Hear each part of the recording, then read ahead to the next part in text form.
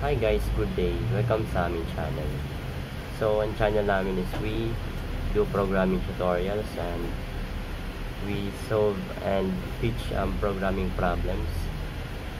So, and pinakaunang tutorial natin yan is about LeetCode. So, kung hindi nyo alam ang LeetCode, it's a site where thousands of programming problems are posted, and then we can try to solve it, or we can compare our solutions to other developers and learn how to optimize code.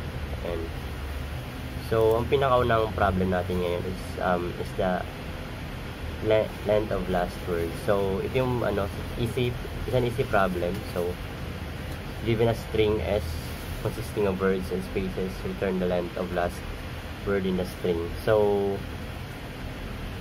ang ibig sabihin nito is kailangan natin yung return statement natin is yung length o yung bilang ng letters ng last word sa isang string. So example number 1 is ito, hello world. So ang pinaka last letter ng hello world is yung word. So ang word na world ay merong 5 letters. So meron siyang length of 5. So our output will be 5. So example number 2 is fly me to the moon. Then yung moon may 4 letters. Then we'll return 4. So let's discuss this further. So paano ba natin siya paano ba yung approach na gagawin natin? So madali lang itong approach na to. So approach natin is una, itong string S is gagawin natin siyang array. We'll convert this into an array. Kunwari fly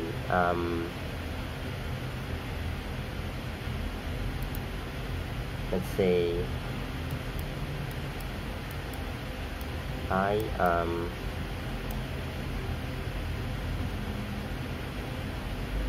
bored.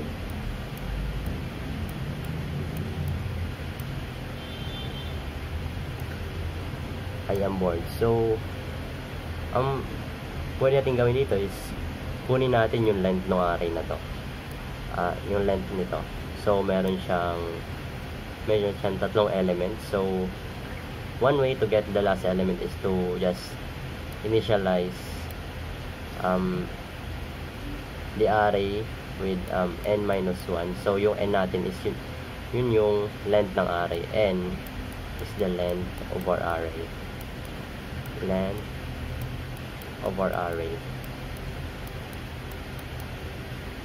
Length of array.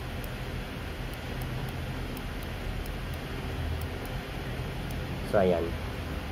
And then after natin makuha tong last element, kukunin natin yung length ng last element. So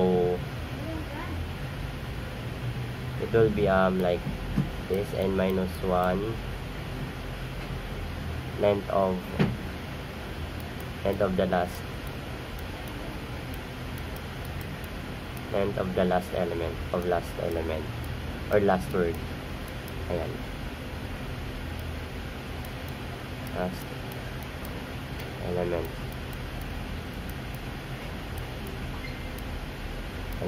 So sorry sa sulat. Ayan. So pwede na siguro natin i-code to. And so pinakaw natin gawin is i-convert yung string S into a string array. So let's start. String is declare a new array called strarray, in short for string array, is equals to s dot split. Ayan.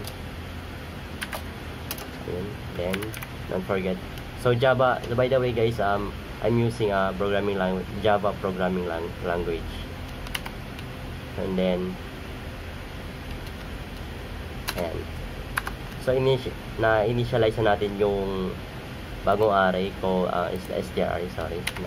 Ayan. And then let's initial sa natin, yung approach natin is we'll be initializing the last index or the last word.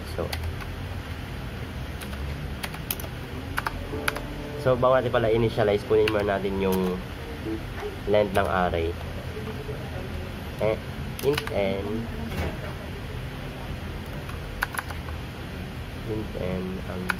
is a string, and is equals to str array length, and then initialize natin yung last na element. So string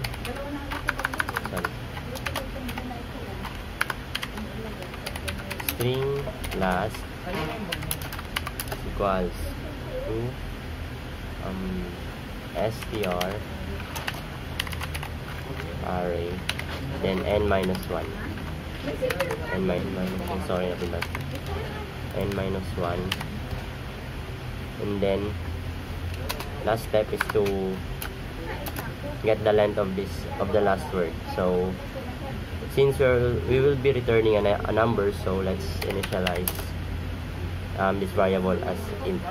So int length of last, let's call it length of last, equals to last length. So yung yung length pa ng function, so hindi nyo pa to alam. So it's a built-in Java function na kinukuha niya yung length ng isang string or ng isang array. Ayan. And then length last length. So that will return length of last. Length of last. Then kalimutan semicolon. And so let's test our code. And accepted naman. So gumawa ako ng test case kanina na this is my solution. So let's see if kaya na po natin tayong gumawa ng ibang test cases. Let's say example number 1, hello world. Ayan, run natin. Ayan, accepted naman siya. So let's submit our code. And so ayan, so accepted siya. So it's 2 milliseconds faster than 20.7%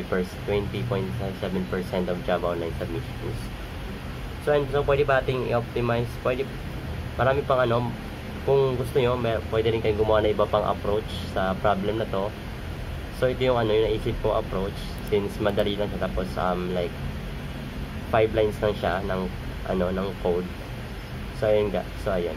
So kung gusto niyo pang makakita ng ganito pa, kung gusto niyo pang manood ng iba pang video tulad nito, gusto niyo matuto about programming problems, so don't forget to like, share, subscribe.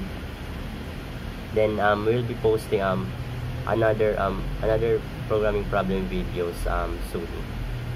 Then salamat.